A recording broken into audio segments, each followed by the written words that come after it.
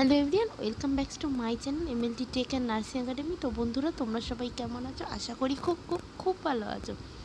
আজকে অনেক দিন পর আবার একটি ভিডিও নিয়ে চলে আসলাম। আজকে আমাদের আলোচ্য বিষয় প্রি মেনস্ট্রুয়াল সিনড্রোম, অর্থাৎ মেনস্ট্রুয়াল হওয়ার আগে কী কী সিমটমস দেখা যেতে পারে। মেয়েদের মধ্যে কিন্তু মেনস্ট্রুয়াল শুরু হওয়ার আগে বা পিরিয়ডস শুরু হওয়ার আগে বিভিন্ন রকমের লক্ষণগুলি দেখা যায়, ঠিক আছে। তার মধ্যে মহিলাদের মধ্যে একটি অবস্থা যা মাসিকের 5 থেকে 11 দিন আগে শুরু হয় এবং এটি মাসিকের পর পর্যন্ত স্থায়ী হয়। এটি শারীরিক, মানসিক বা মনস্তাত্ত্বিক বা যেটাকে আমরা বলি মুড সুইংস বা মেজাজের ব্যাঘাতের মিশ্রণ ঘটা, যা সাধারণত মাসিক প্রবাহ শুরু হওয়ার সাথে সাথেই শেষ হয়।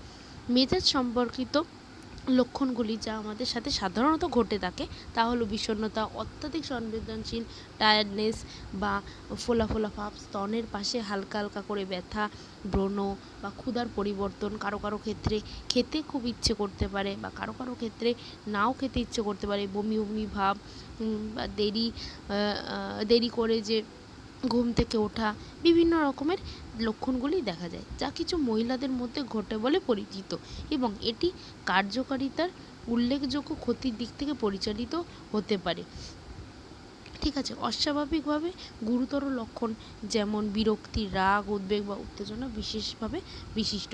যদি কারো কারো ক্ষেত্রে মর্নিং সিকনেসটা হয়ে থাকে, তবে তারা অবশ্যই সকালবেলা উঠে থার্মোমিটার দিয়ে তাপমাত্রার পরিবর্তনটা অবশ্যই দেখবেন। এটা কিন্তু এই লক্ষণগুলি কিন্তু প্রিমেনস্ট্রুয়ালের সাথে সাথে প্রি প্রেগনেন্সিরও সাইন দেয়, ঠিক আছে। প্রায় 90% নারীদের জীবনে কোনো না কোনো সময় মাসিকের আগে এই লক্ষণগুলি অবশ্যই দেখা যেতে পারে, ঠিক আছে। এটি অনুমান করা হয় যে 20 থেকে 30% মহিলাদের চিকিৎসাগতভাবে উল্লেখযোগ্য পিএমএস রয়েছে, মানে প্রি মেনস্ট্রুয়াল সিনড্রোমটা রয়েছে, অর্থাৎ মাঝারি থেকে গুরুতর তীব্রতা, যা মহিলাদের কার্যকারী থেকে প্রভাবিত করে। কারো কারো ক্ষেত্রে তলপেট পুরো ভারী হয়ে থাকে। জীবনের এই চতুর্থ অর্থ দশকে পিএমএস এর আরও গুরুতর রূপ দেখা যায়, যেমন 3 থেকে 8% মহিলাদের মধ্যে কিন্তু এই অবস্থার মানে দেখা যেতে পারে, ঠিক আছে। প্রিমেনস্ট্রুয়াল সিনড্রোমের সঠিক কারণ জানা যায়নি, তবে অনেক কারণে এটির হরমোনাল চেঞ্জেসের কারণে এই লক্ষণগুলি দেখা যায়। যেমন হরমোন পরিবর্তনে মাসিক চক্রের দুটি পর্যায় রয়েছে, এক হচ্ছে প্রলিফারেটিভ ফেজ বা ফলিকুলার ফেজ, আর একটা দ্বিতীয় হচ্ছে লুটিয়াল ফেজ। লুটিয়াল মানে যে সময় আমাদের পিরিয়ডসটা চলে, মানে 1 থেকে 7 দিন যে সময় স্থায়ী হয়। মাসিকের চক্রের সময় প্রজেস্টেরন এবং ইস্ট্রোজেন হরমোনের মাত্রা বেড়ে যায় এবং কখনো কখনো কমে যায়। এই হরমোন পরিবর্তনগুলির জন্য আমাদের প্রিমেনস্ট্রুয়াল সিমটমসগুলো দেখা যায়।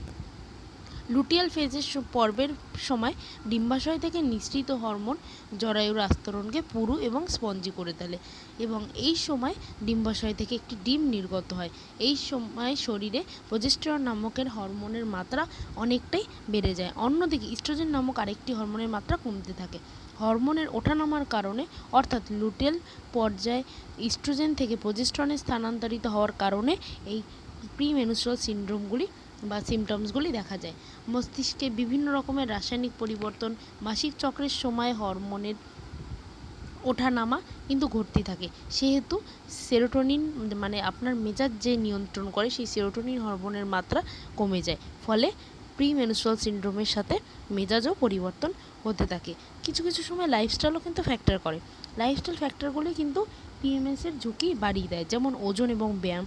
মানে যারা মোটামুটি নিজের স্বাস্থ্য সম্পর্কে বিশেষ সচেতন, তারা কিন্তু যে প্র্যাকটিসটা করেন সেটার জন্য কিন্তু কখনো কখনো আমাদের কি শরীরে রক্তের সচলতা সবসময় বাড়তেই থাকে, ঠিক আছে। তাই তাদের ক্ষেত্রে কিন্তু এই সিনড্রোমগুলি আরও বেশি দেখা যেতে পারে। কেউ যদি অতিরিক্ত স্ট্রেস নিয়ে যায়, সেই কারণে কিন্তু তখন কিন্তু আমাদের এই প্রিমেনস্ট্রুয়াল সিনড্রোমের স্ট্রেস হরমোন বেড়ে গিয়ে, মানে যেটা হচ্ছে কর্টিকোস্টেরন, এই হরমোনটি বেড়ে গিয়ে কিন্তু আমাদের এই মাসিক চক্রকে কিন্তু পিছিয়ে দিতে পারে।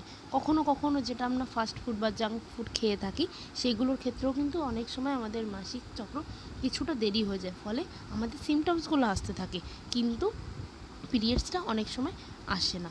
তাই স্ট্রেসও নেবেন না এবং যতটা পারবেন জাঙ্ক ফুড বা যেটা বাইরের খাবার আপনি এড়িয়ে চলুন, তাহলে আপনার পিরিয়ডস মোটামুটি 30 থেকে 28 থেকে 30 দিনের মধ্যে হয়ে যাবে।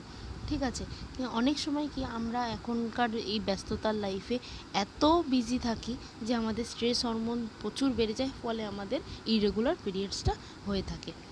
তো বন্ধুরা, এই ছিল আজকের এই লক্ষণগুলি, এবং এই লক্ষণগুলি বৈজ্ঞানিকভাবে কিন্তু কোনো পর্যাপ্ত করে না। এবার আপনি কিন্তু আপনার প্রত্যেকটি মাসের পিরিয়ডসের আগের লক্ষণগুলির সাথে মিলিয়ে দেখতে পারেন যে আপনার কী কী হতে পারে। সাথে সাথে কিন্তু গা হাত পাও ব্যথা হতে পারে, এক একজনের ক্ষেত্রে কিন্তু ম্যান টু ম্যান ভেরি করে। ঠিক আছে, তো আজকে আমাদের আলোচনা এই পর্যন্ত। আশা করি তোমরা সবাই ভালো থাকবে। Good bye.